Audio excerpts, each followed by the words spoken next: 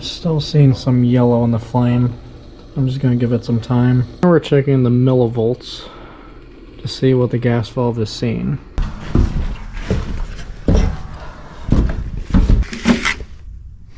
Someone is using a portable humidifier, carbon monoxide. So got over there pretty quick.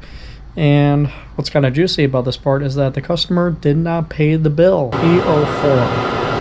Open thermal limit, rollout switch, reverse air force. Morning guys. It's a beautiful Saturday today.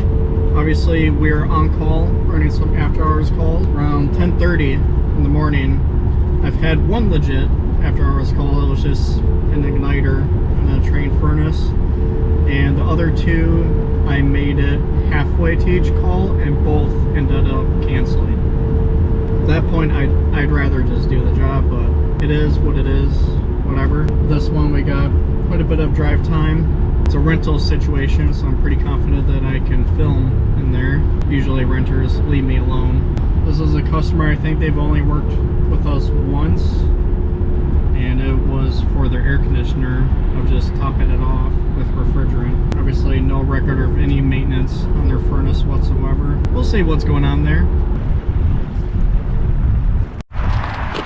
Fall in love. Cute pillow.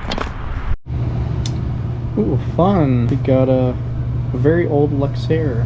And just the blower is running.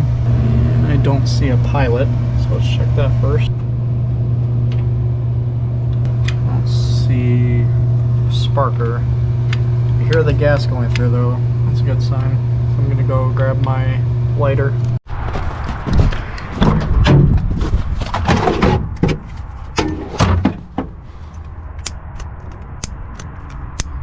All we need is a spark.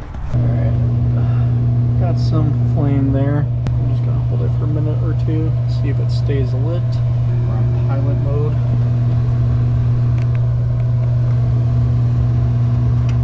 And it just goes out immediately. Warning, do not operate unit without the shield on top of the burners. It just kind of came off very loosely. Whatever. This gives us more access. Clean this off a bit more.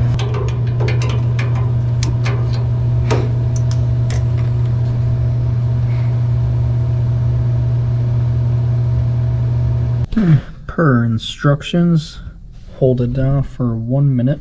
It's been a minute. Should go out and pop back on, which it does not.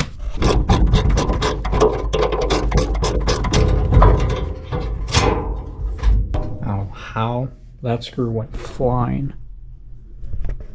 Gotta go find that.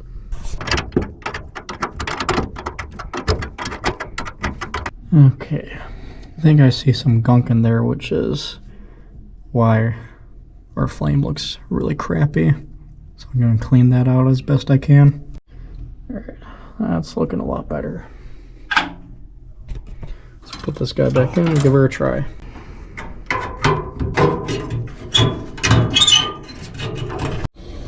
Still seeing some yellow in the flame. I'm just going to give it some time until she's all blue. Well, it's getting more blue. There's still a little bit of a flicker in there. Cleared out the orifice in here more. Cleared out this end. I'm going to clear out this end just to be sure. Oh. Look at all that crud in there. Huh. Might be part of the problem. And there. Poking all the way through. I rarely ever work on these, but I should have done that the first time. Yeah, it's definitely way more blue now. It's getting better the longer I hold it. Alright, now we're checking the millivolts to see what the gas valve is seeing. So we're just going to give this some time to heat up. See what our millivolts will turn out to be. Alright, we're getting 31 millivolts, which I'm pretty sure is enough. So I'm starting to think that the gas valve might be faulty. The owner popped in, so that's why I stopped recording. So I gave them the rundown of everything that's going on, and just to give you guys a quick update, I think I left off checking the millivolts on the first thermocouple, but I did also install the spare thermocouple that was there. I pretty much had the same result. and I couldn't find any labeling on the furnace that would indicate what the millivolts needed to be, but based on the research that I could find online, 30 millivolts is pretty good. So seems like the gas valve is bad. Obviously it's nothing that I carry, so we're gonna have to order that, and hopefully it's somewhere close in our state. I'm not sure, because she said if it's gonna take too long, she might just go with a new furnace, which it is really old, and I get that. And you know, it's nothing much I can do since we've never serviced this furnace before. It's really old. I didn't see an exact date on there, but you guys can guess how old it is. I'll do a follow-up video if by chance we do get the gas valve in a good amount of time and we come back to replace it, but I'm just being honest with you guys, I'm not sure where we can find it nearby.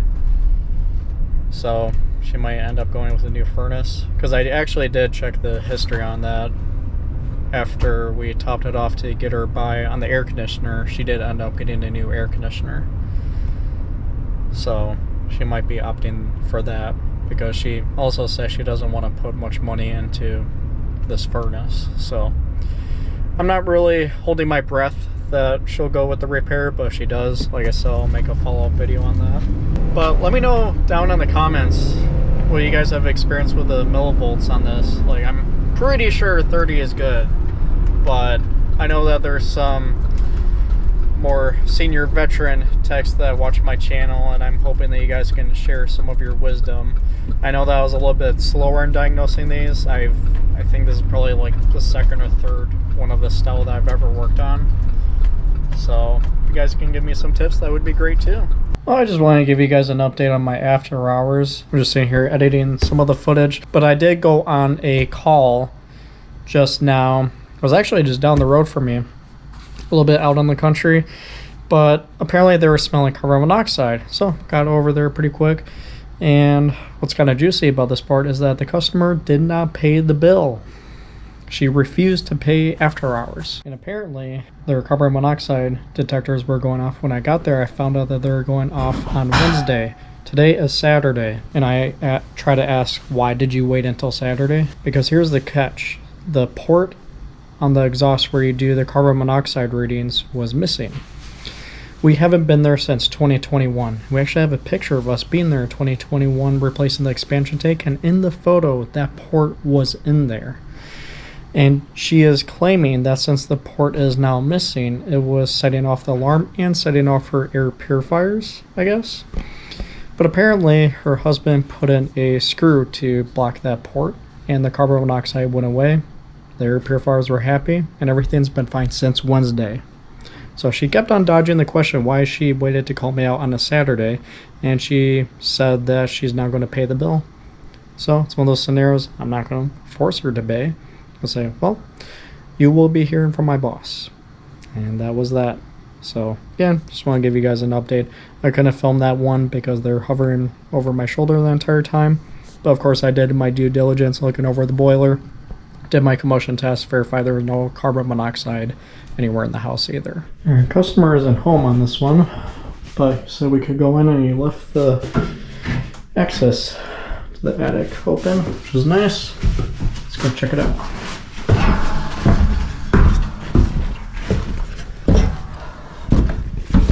Someone is using a portable humidifier. Look at all that dust. I heard humming when I was walking to the door. Oh, this is lovely access. Or it could be drywall dust. One of the two anyway.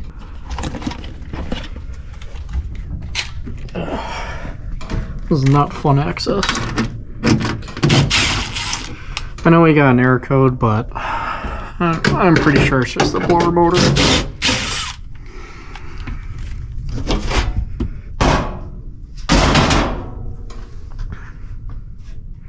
That spins freely. Ooh, very dirty in there. Alright, let's check the capacitor.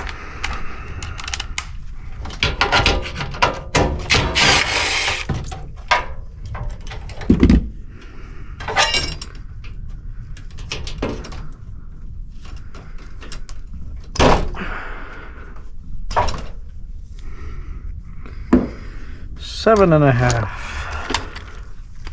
Let's get the fluke.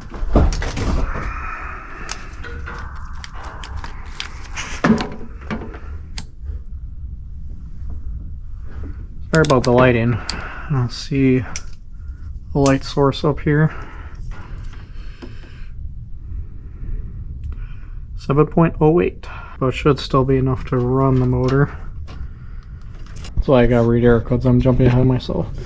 Goose motor is very hot, and I wonder if that's the problem. First, I want to double check that the blower motor is operational because I'm a little bit concerned about that. I think we may actually have this inducer motor on the truck. That works, and inducer motor is seized.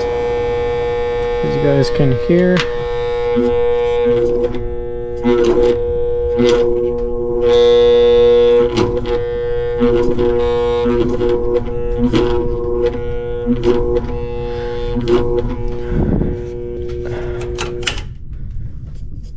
Yeah, the bearing is bad because it's spinning freely now, but as soon as we apply power, then it doesn't want to go. So let's go find that on the truck, give them a quote for the motor. New filter, because I do carry these on the van. Not this cheap mesh crap, but an actual good 1625 by 1 filter. We're out of there. Turns out, well, I did have all the parts for them, gave them the quote, and what I also didn't know is actually they have in-floor heat from a boiler that we installed earlier this year, so they do have heat technically. And this carrier is from 1998, and if you guys know carriers, that was probably one of the worst furnaces ever made. So I kind of gave the rundown history of this carrier furnace to the customer, went through the cost of repairs, what I recommend for repairing it, and of course he asked the question, well, if we go with this repair, does this guarantee heat? And I was like, well, no, I can never guarantee heat on any furnace, but especially not on this one, because of their lovely heat exchanger lawsuit history. You guys should look it up if you don't know about it already. And so he asked me, well, how soon can we get a new furnace? And I checked with the boss and said Monday or Tuesday. And he said, you know what, it's not worth putting any money into it. I got the in-floor heat running. Let's just wait for a new furnace to be put in then. You know, I'm the type of technician I mostly like to fix things, but at the same time, you know, I'm gonna be honest with my discretion if I think it's worth putting X amount of money into particular furnaces. And customers typically appreciate that opinion. But the key is to be honest about it. You don't need to lie to get sales, and that's something that I believe in and follow.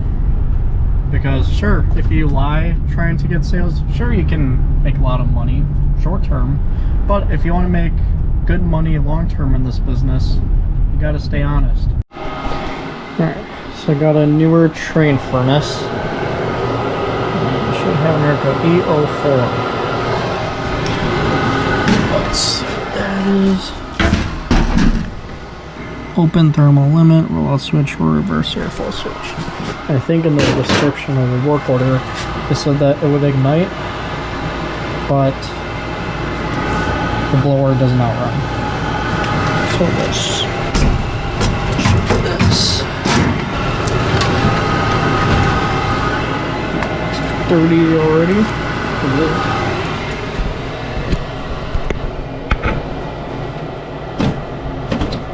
Oh man, look at all that white crap coming out of it. That's definitely plugged. Yeah, probably ruined the motor.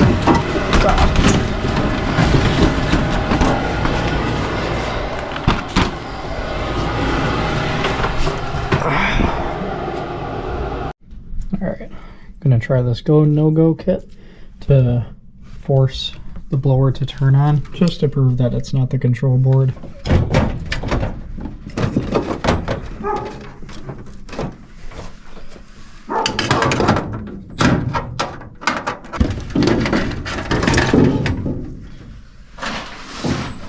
Well, fortunately my go no-go kits don't fit on this motor. Should have remembered that. I was able to check the voltage and verify that there's high and low voltage going to the motor. Unfortunately, yet again, we don't carry the variable speed motor on the truck. I definitely saw this issue a lot last year, where it was just plug filter, and every time the blower motor needed to be replaced. Because again, it's, you know, technically the module, but we just end up doing the whole thing under warranty.